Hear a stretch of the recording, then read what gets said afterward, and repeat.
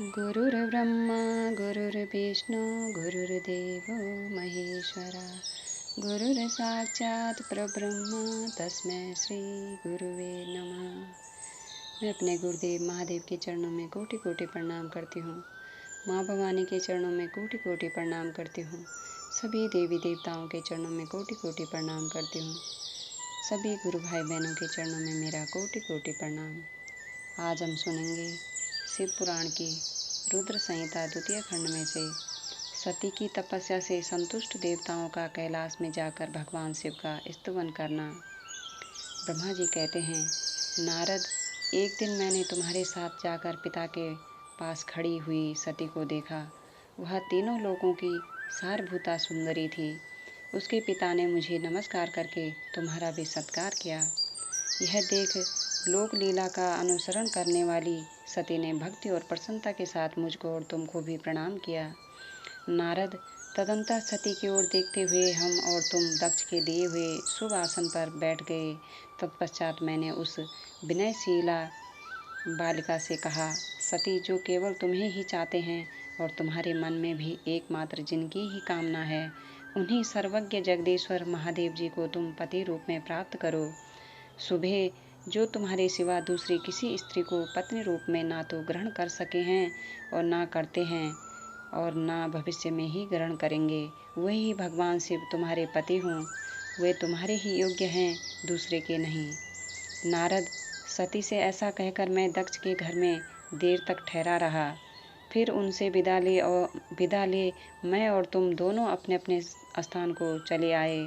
मेरी बात को सुनकर दक्ष को बड़ी प्रसन्नता हुई। उनकी सारी मानसिक चिंता दूर हो गई और उन्होंने अपनी पुत्री को परमेश्वरी समझकर गोद में उठा लिया। इस प्रकार कुमारोचित सुंदर लीला विहारों से सुशोभित होती हुई भक्तवत्सला सती, जो स्वेच्छा से मानव रूप धारण करके प्रकट हुई थी, कौमार अवस्था पार कर गई। बाल्य अवस्था बिताकर किंचित युवावस्था को प्राप्त हुई सती अत्यंत तेज एवं शोभा से संपन्न हो संपूर्ण अंगों से मनोहर दिखाई देने लगी। लोकेश, दक्ष ने देखा कि सती के शरीर में युवावस्था के लक्षण प्रकट होने लगे हैं। तब उनके मन में यह चिंता हुई कि मैं महादेव जी के साथ इनका विवाह कैसे करूं। सती स्वयं भी महादेव जी को पाने की प्रतिदिन अभिलाषा रखती थी। अतः पिता के मनोभाव को समझकर वे माता के निकट गई।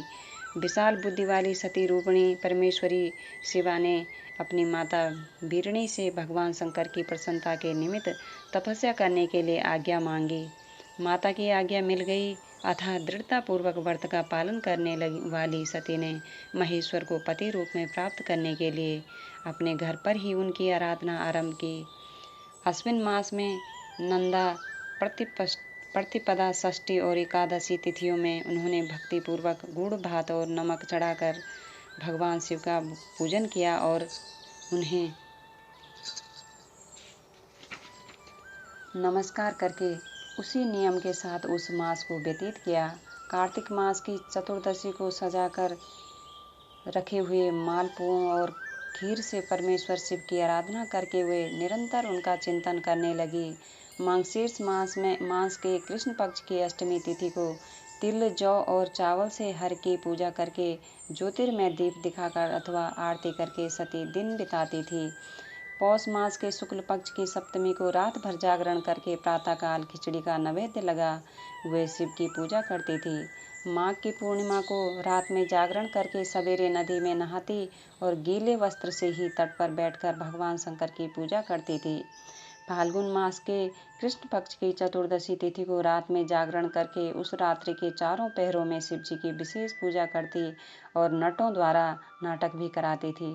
चैत्र मास के शुक्ल पक्ष की चतुर्दशी को वे दिन रात शिव का स्मरण करती हुई समय बिताती और ढाक के फूलों तथा दवानों से भगवान शिव की पूजा करती थी। वैशाख शुक्ला तृतीया को सती तिल का आहार करके रहती और नए जौ के भात से रुद्रदेव की पूजा करके उस महीने को बिताती थी।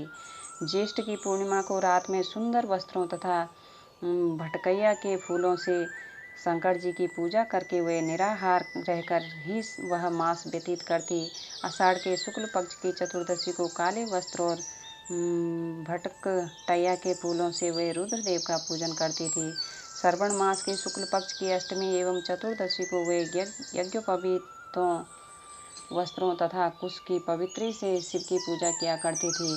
भाद्रपद मास के कृष्ण पक्ष की त्रयोदशी तिथि को नाना प्रकार के फूलों और फलों से शिव का पूजन करके सती चतुर्दशी तिथि को केवल जल का आहार किया करती। भांति भांति के फलों, फूलों और उस समय उत्पन्न होने वाले अन्नों द्वारा वे शिव की पूजा करती थी और महीने भर अत्यंत निमित्त आहार करके केवल जप में लगी रहती थी। सभी महीनों में सारे दिन सती शिव की आराधना में ही संलग्न रहती थी। अपनी इच्छा से मानव रूप धारण करने वाली वे देवी दृढ़तापूर्वक उत्तम व्रत का पालन करती थी। इस प्रकार नंदा व्रत को पूर्ण रूप से समाप्त करके भगवान शिव में अनन्य भाव रखने वाली सती एकाग्रचित्त हो बड़े प्रेम से भगवान शिव का ध्यान करने लगी तथा उस ध्यान में ही निश्चल भाव से स्थित हो गई। मुने इसी समय जब सब देवता और ऋषि भगवान विष्णु और मुझको आगे करके सती की तपस्या देखने के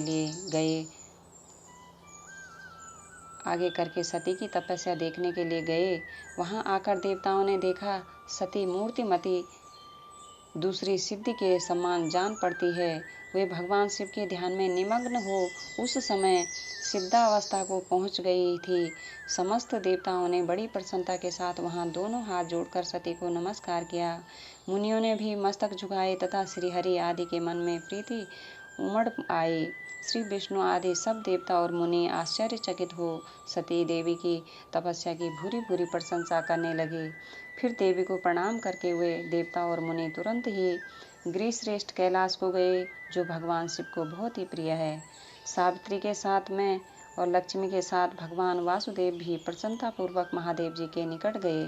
वहां जाकर भगवान शिव को देखते ही बड़े वेग से प्रणाम करके सब देवताओं ने दोनों हाथ जोड़ विनीत भाव से नाना प्रकार के स्तोत्रों द्वारा उनकी स्तुति करके अंत में कहा, प्रभु, आपकी सत्व, रज और तम नामक जो 3 शक्तियां हैं, उनके राग आदि वेग आश्रय है।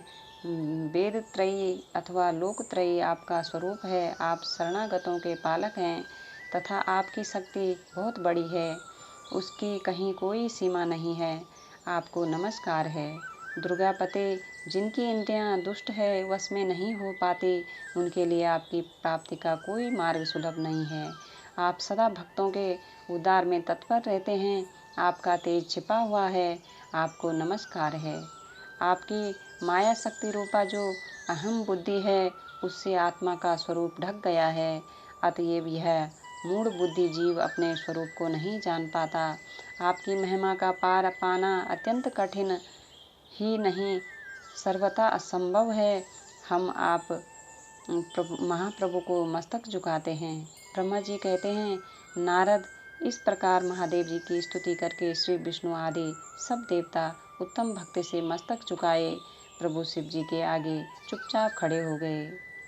नमः शिवाय, नमः शिवाय, नमः शिवाय। मैं अपने गुरुदेव महादेव के चरणों में कोटि कोटि प्रणाम करती हूँ। माँ भवानी के चरणों में कोटि कोटि प्रणाम करती हूँ। सभी गुरु भाई बहनों को मेरा कोटि कोटि प्रणाम। सभी का बहुत बहुत धन्यवाद।